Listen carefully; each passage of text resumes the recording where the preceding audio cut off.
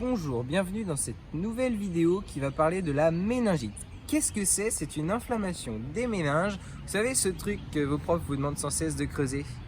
L'inflammation peut être due à une bactérie ou un virus. La méningite bactérienne est une forme grave mais peu répandue, alors que la méningite virale est moins grave mais plus répandue. Mais nous verrons ça plus tard. Voyons d'abord quel est le rôle et quel est le fonctionnement des méninges. Les méninges, ce sont les trois membranes qui enveloppent le système nerveux central qui est constitué du cerveau et du cervelet ainsi que de la moelle épinière. Du système nerveux central vers les structures osseuses, on retrouve l'apimère, puis l'arachnoïde ici en gris et la durmère. Entre l'arachnoïde et l'apimère circule le liquide céphalorachidien. Et comme on l'a dit tout à l'heure, les méninges se poursuivent à l'intérieur du rachis pour protéger la moelle épinière. En effet, au niveau des vertèbres, on retrouve le canal vertébral où passent la moelle épinière et les méninges. Les méninges permettent de protéger de manière hermétique l'ensemble du système nerveux central contre les infections. Mais elles jouent également un rôle de protection contre les traumatismes.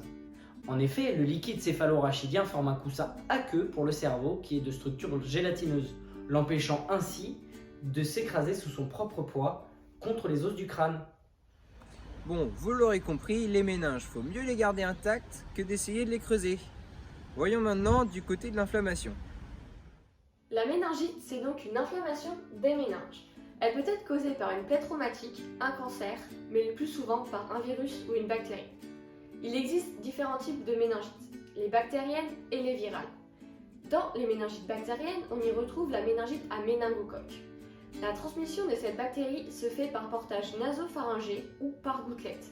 C'est une maladie très contagieuse qui touche le plus souvent les jeunes. Il y a aussi la méningite à pneumocoque.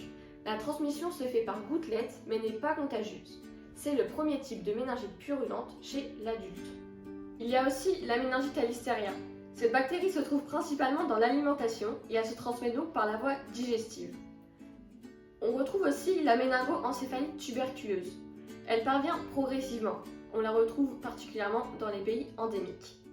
Dans le cas des méningites virales, on retrouve la méningoencéphalite herpétique qui est une forme grave. Elle parvient brutalement suite à un contact direct avec de la salive, des expectorations, du mucus nasal ou des excréments. Mais comment est provoquée la réaction inflammatoire? Dans les tissus, il y a des cellules de l'immunité. Quand un agent pathogène pénètre dans l'organisme, les cellules présentes dans les tissus vont sécréter des médiateurs chimiques. Les médiateurs chimiques vont aller recruter des cellules de l'immunité dans le sang. Il va donc y avoir une inflammation qui se caractérise par une vasodilatation permettant aux cellules immunitaires de passer du milieu extracellulaire vers le milieu intracellulaire, dans le but de détruire l'agent pathogène.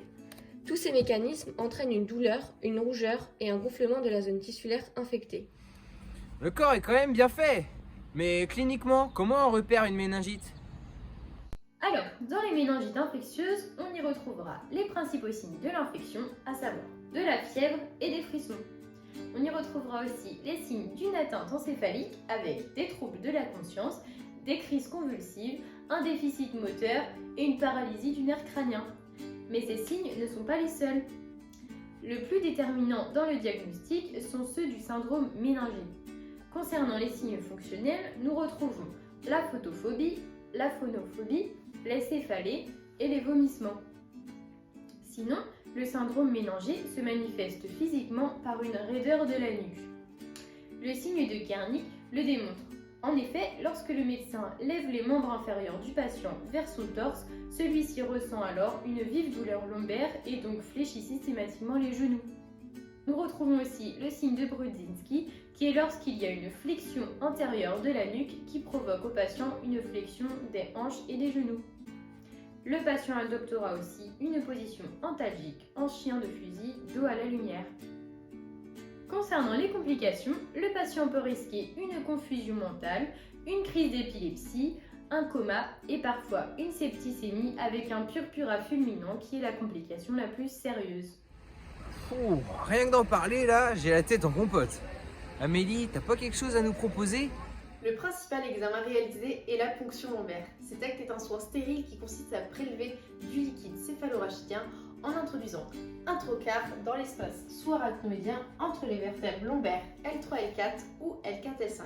Mais il faut également déterminer la porte d'entrée en faisant une hémoculture. Mais la ponction est un acte médical qui fera l'objet d'une autre vidéo. Enfin, revenons à notre ponction. Pour l'analyse des résultats de la ponction, nous regardons l'aspect du liquide céphalorachidien. Dans cette seringue, le liquide a un aspect d'eau de roche. Cet aspect est celui d'un LCR normal. Si le LCR est trouble, on dit purulent. La méningite est alors bactérienne. Enfin, si le LCR est trouble et clair, on dit lymphocytaire. La méningite est donc virale. Tout d'abord, une prise en charge préventive va être faite. On va alors mettre la personne en précaution gouttelette, mettre à jour son calendrier vaccinal et enfin déclarer la pathologie à l'Institut national de veille sanitaire et à l'Agence régionale de santé afin de recenser les malades et de limiter la propagation. Le plus souvent, une méningite virale ne requiert pas de traitement spécifique. La guérison est spontanée et sans séquelles. Mais il existe une forme plus grave, la méningite herpétique, impliquant 80% de mortalité si elle n'est pas traitée. Ensuite, pour guérir la méningite bactérienne, un antibiotique est prescrit. Ce traitement est rapide et très efficace. Enfin, notre rôle infirmier dans tout ça, c'est d'abord la mise en place d'un protocole précaution gouttelette pour limiter le risque de propager l'infection dans le service où est le patient. On surveillera aussi les paramètres vitaux afin d'éviter l'apparition d'une septicémie. Bien évidemment, la distribution des traitements, mais surtout la surveillance de l'efficacité et des effets secondaires de ces derniers sera une action primordiale dans la prise en charge et la guérison du patient. Merci encore de nous avoir regardés. Malheureusement, ce projet arrive à sa fin, mais on espère bien continuer. N'hésitez pas à mettre en commentaire s'il y a des sujets qui vous intéressent. Et en attendant, on se dit à bientôt pour de nouvelles vidéos, les petites blues.